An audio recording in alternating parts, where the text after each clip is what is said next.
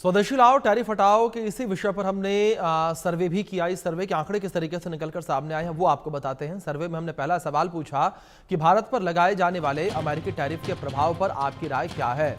इस पर मामूली असर हमने पूछा, जिसको 27% लोग मानते हुए नजर आए। बड़ा असर 44% लोग मानते नजर आए। कोई भी असर नहीं होगा ये मानना 29% लोगों का है।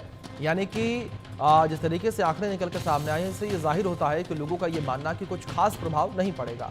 हमने सर्वे में दूसरा सवाल पूछा और सर्वे में दूसरा सवाल ये पूछा कि क्या स्वदेशी अभियान के जरिए ट्रंप टैरिफ का जवाब दिया जा सकता है।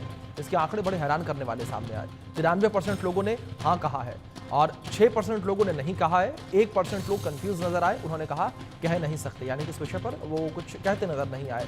और हमने अपने सर्वे में तीसरा सवाल पूछा कि क्या वोकल फॉर लोकल और मेक इन इंडिया का बड़ा असर देखने को मिल सकता है। हाँ कहा है 86% लोगों ने, बिल्कुल नहीं कहा 7% लोगों ने, कुछ कह नहीं सकते ये कहा, ये ऑप्शन चुना 7% लोगों ने। तो साफ तौर पर जो आंकड़े निकलकर सामने आए हैं वो दर्शाते हैं, बताते हैं कि लोगों का ये मानना कि इसका कोई खास असर होता नजर नहीं आएगा। इस विषय पर बातचीत करने के लिए हमारे साथ दो खास मेहमान जुड़े हैं। हमारे साथ डॉक्टर शरद कोहली जुड़े हैं, सीनियर इकोनॉमिस्ट हैं।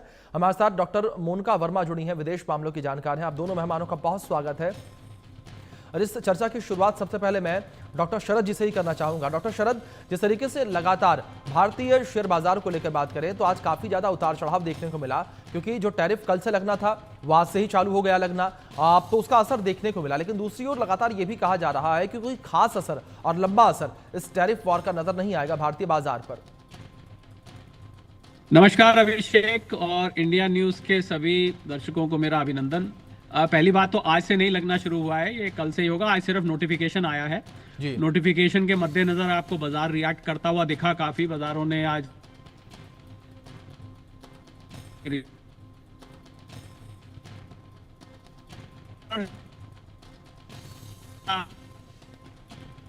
जी ठीक है शरद जी, मैं रुक करूंगा। आपका कुछ टेक्निकल प्रॉब्लम है जिस वजह से आपकी आवाज़ हम तक सही तरीके से नहीं पहुंच पा रही।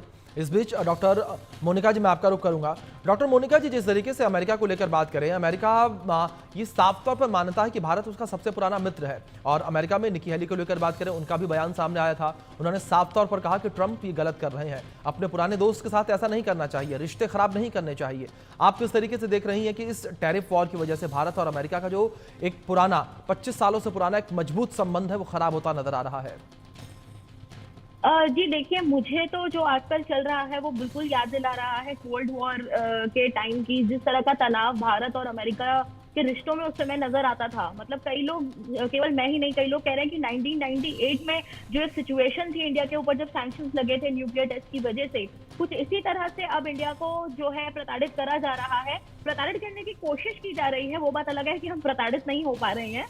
तो मैं ये बिल्कुल कहूंगी कि आजकल जितना तनावपूर्ण स्थिति जो है ये बन गई है, उसका एक बहुत बड़ा जिम्मेदार मैं ट्रंप को मानती हूँ। क्योंकि पूरे अमेरिका में जो ये बात है, इनफैक्ट ट्रंप ने भी जब वो पिछली बार वहां के राष्ट्रपति बने थे, उन्होंने खुद ये बात मानी थी कि अगर चीन जैसे बड़े देश को बैलेंस कर चलना है, अगर एशिया में एक रूल ऑफ लॉ या एक जो हम कहते हैं जैसे पीसफुल लॉ एंड ऑर्डर अगर कायम करके रखना है, तो भारत के साथ रिश्तों को मजबूत कर रखना पड़ेगा। और हमने देखा था किस तरह से इंडो पैसिफिक की बात जो है उन्होंने की थी। ट्रंप एक ऐसे राष्ट्रपति थे जिनके कार्यकाल के दौरान जितनी भी नेशनल सिक्योरिटी स्ट्रैटेजी अमेरिका की रिलीज होती थी, उन सभी स्ट्रैटेजीज में ये बात बार बार कही जाती थी कि इंडिया एक बहुत महत्वपूर्ण पार्टनर है, इंडिया एक बहुत महत्वपूर्ण हमारा साथी है इंडो पैसिफिक रीजन में, और हम साथ मिलकर के वहां पर शांति कायम करेंगे और क्या कहते हैं रूल ऑफ लॉ जो है वो कायम करेंगे। ये सब चीजें कही जाती थी। लेकिन अचानक से इस बार जब ट्रंप पावर में आए हैं, तो ये जो इस तरह का जो उन्होंने एक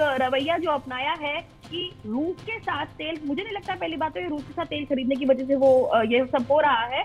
इसमें जाहिर सी बात है कि वो ट्रेड के लिए कोशिश कर रहे हैं ज्यादा से ज्यादा भारत को कैसे जो है घुटनों पर लाया जाए, ट्रेड के लिए ज्यादा से ज्यादा भारत से कंसेशन कैसे ली जाए। तो अगर हम देखें, मोदी जी ने स्वदेशी की बात भी करी, साथ ही उन्होंने ये भी कहा था कि इतना प्रेशर जो है मैं झेलने के लिए तैयार हूं और मेरा पूरा देश ये प्रेशर झेलने के लिए तैयार है, लेकिन कुछ भी हो जाए मेरे छोटे व्यापारी और किसानों के लिए मैं स्टेप लेकर रहूंगा।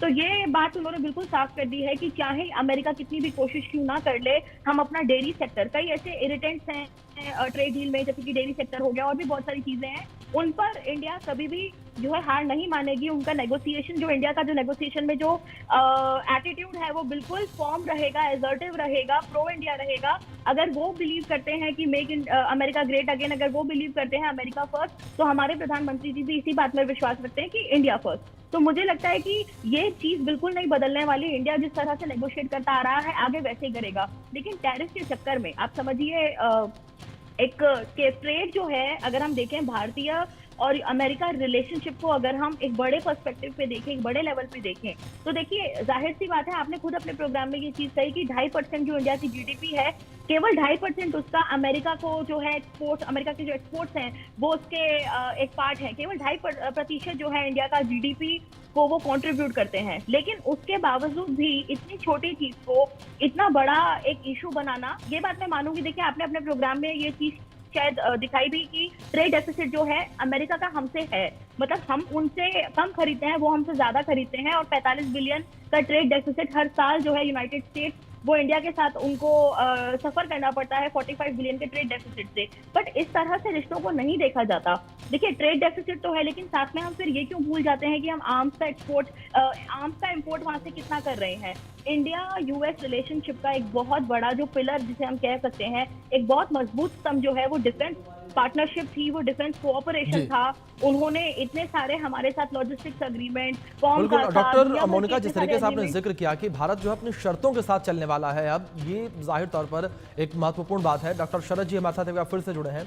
डॉक्टर शरद, जिस तरीके से हम बात कर रहे थे, अब अगर लोकल फॉर वोकल को लेकर बात की जाए, जिस तरीके से प्रधानमंत्री नरेंद्र मोदी ने एक बार फिर से जिक्र किया कि जो भारत में बने हुए उत्पाद हैं उनको हम अपनाएं, क्या डॉक्टर शरद आपको लगता है कि जब भारतीय प्रोडक्ट्स को हम अपनाएंगे तो टैरिफ को लेकर ये एक कड़ी टक्कर दे पाएंगे हम इससे?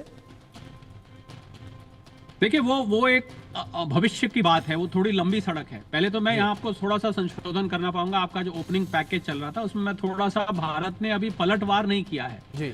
भारत ने क्या किया है, भारतीय प्रधानमंत्री ने ये कहा है कि हम एक तो विकल्प ढूंढेंगे और हम किसी के दबाव में नहीं आएंगे। ये दो बातें उन्होंने कही हैं। आपने भी अभी पैकेज चलाया, प्रधानमंत्री जी का भाषण भी हमने सुना। तो हमने पलटवार होता है कि वहां से जो 45 बिलियन डॉलर के करीब का सामान आ रहा है, 43-45 बिलियन डॉलर का, हम उस पर उसी प्रकार टैरिफ लगा दें जिस प्रकार अमेरिका ने लगाया। ये होता है पलटवार।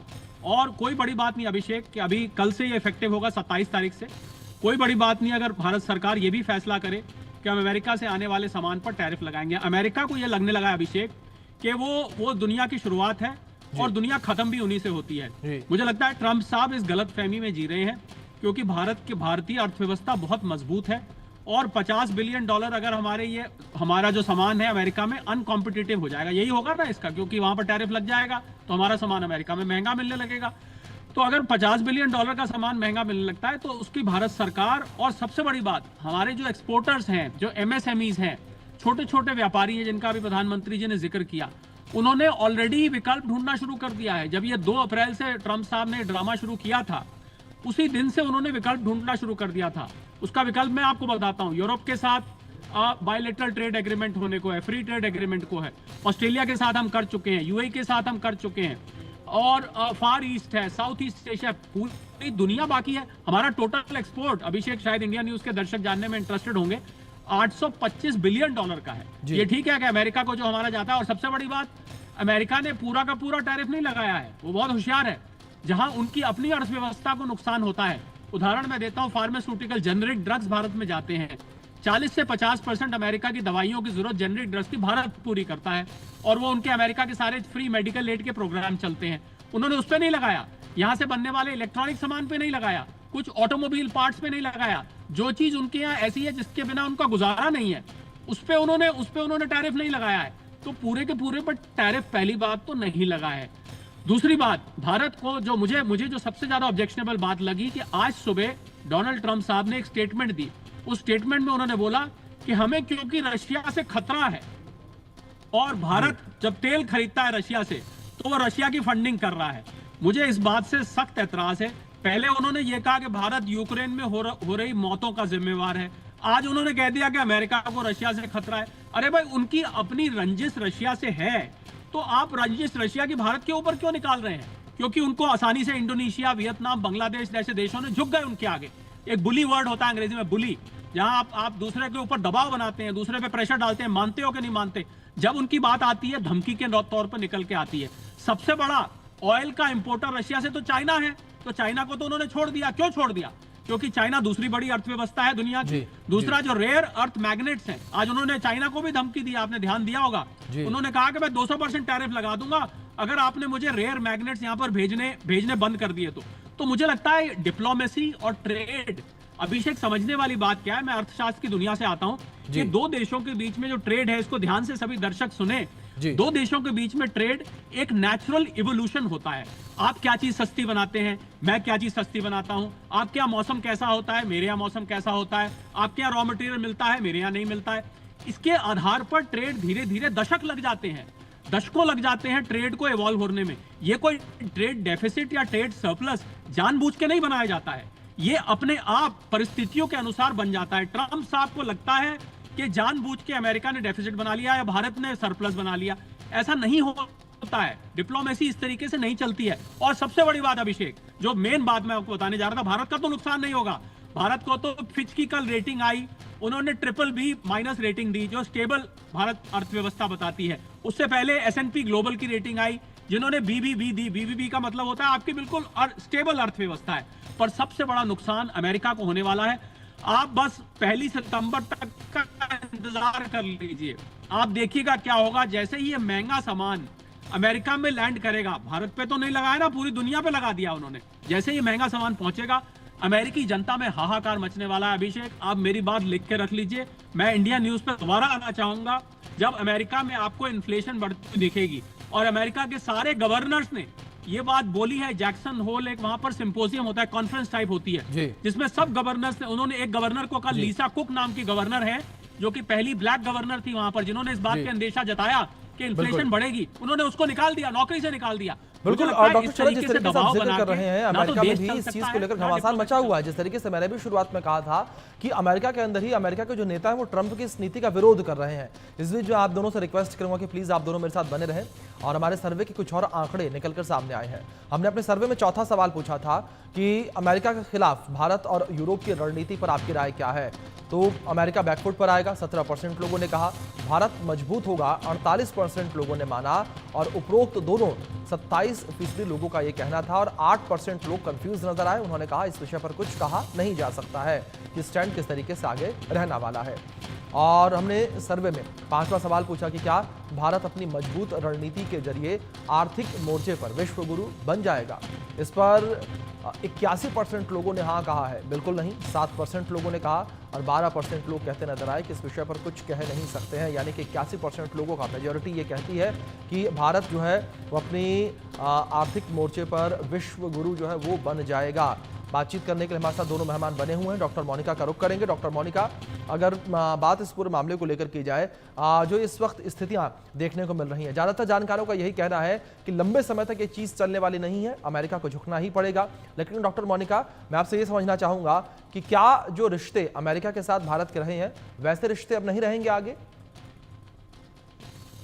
देखिए, ये तो कहना थोड़ा मुश्किल हो जाता है, क्योंकि देशों की जो लाइफ चलती है वो हम अगले 50 साल, अगले 100 साल ऐसे लेकर चलते हैं। तो जाहिर सी बात है इसका एक बहुत ही गहरा असर तो देखो पड़ेगा। इनफैक्ट जब भी अमेरिका के साथ हमारे रिश्ते मजबूत होने वाले होते हैं, कोल्ड वॉर के जब से कोल्ड वॉर खत्म हुई है तब से अगर आप पिछले 25 साल पर अगर आप नजर डालकर देखें तो रिश्तों में क्या कहते हैं, कभी खटास थी, कभी बहुत ज्यादा मिठास थी। और जब भी यूएस के साथ हम ज्यादा करीब आने की कोशिश करते हैं, एक लॉबी, एक सेक्शन हमेशा इस बात का विरोध करता है, जो कहता है कि आप यूएस को ट्रस्ट नहीं कर सकते।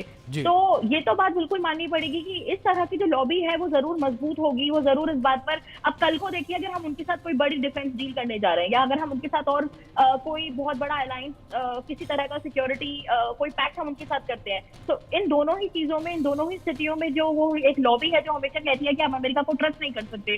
वो किसिंजर ने भी यही चीज कही थी कि ना तो अमेरिका से दोस्ती अच्छी ना दुश्मनी। तो इस तरह की जो चीजें हैं वो हमेशा और ज्यादा जो है वो तूल पकड़ेंगी। लेकिन साथ ही साथ हमें ये भी समझना पड़ेगा कि हम अभी एक 5 ट्रिलियन की इकोनॉमी, ऑलमोस्ट 5 ट्रिलियन से कह सकते हैं, अभी हैं। और अभी बहुत एक लंबा जो है सफर तय करना है। और ऐसे एक देश के लिए जो कि जिसको इतना लंबा अभी सफर एक तय करना है, जिसके एक और चीन है और एक और जो है वो अमेरिका है। टेक्नोलॉजी की भी हमें जरूरत है, देखिए डिफेंस प्लेटफॉर्म की भी हमें जरूरत है। बहुत सारी ऐसी चीजें हैं जिनकी हमें आगे जरूरत पड़ेगी। मैं मान सकती हूँ कि स्वदेशी अपनाने से और इंडिया के मार्केट को केटर करने से हम जो एक एक्सपोर्ट्स पे जो हम मात खा रहे हैं वो हम नहीं खाएंगे, लेकिन साथ ही साथ कई चीजें ऐसी हैं कटिंग एज टेक्नोलॉजी की अगर हम बात कर लें, artificial intelligence, robotics, quantum computing, ऐसे बहुत सारे ऐसे सेक्टर हैं जिसमें दो ही देश अभी सबसे आगे चल रहे हैं, चीन और अमेरिका। तो इस तरह का एक रवैया अपना के कि नहीं देखो अब रिश्ते बिल्कुल ही खराब करके चले, ऐसा भी नहीं होगा, क्योंकि अमेरिका के साथ हमारे रिश्ते केवल ट्रंप की वजह से नहीं चल रहे हैं। वहाँ एक बहुत बड़ा जो है उनकी डोमेस्टिक पॉलिटिक्स भी है, वहाँ पे और भी पॉलिटिकल पार्टीज हैं, वहाँ पे खासतौर पे अगर आप देखें कॉर्पोरेट अमेरिका एक बहुत बड़ा रोल प्ले करता है भारत के साथ रिश्ते कैसे होंगे इस चीज में। तो जैसे शरद जी भी कह रहे थे कि 1 तारीख से वहाँ इन्फ्लेशन जब बढ़ना शुरू होगा तो उनको अपने आप ही रियलाइज हो जाएगा कितनी बड़ी गलती उन्होंने करी, और कुछ इस तरह का उन्होंने जब चीन के साथ भी ट्रेड वॉर छेड़ी थी पिछली बार जब वो आए थे पावर में ट्रम्प, तब भी इस तरह का कुछ वहाँ हुआ था। तो जब ये डोमेस्टिक जो चीजें सामने आने लग जाएंगी तो वो जो एक प्रो इंडिया बिल्कुल मोनिका, जिस तरीके से आपने जिक्र किया चीजें सामने आने लग जाएंगी, अब देखने वाली बात ये होगी कि कब अमेरिका के सामने चीजें सामने आती है, किस तरीके से अमेरिका का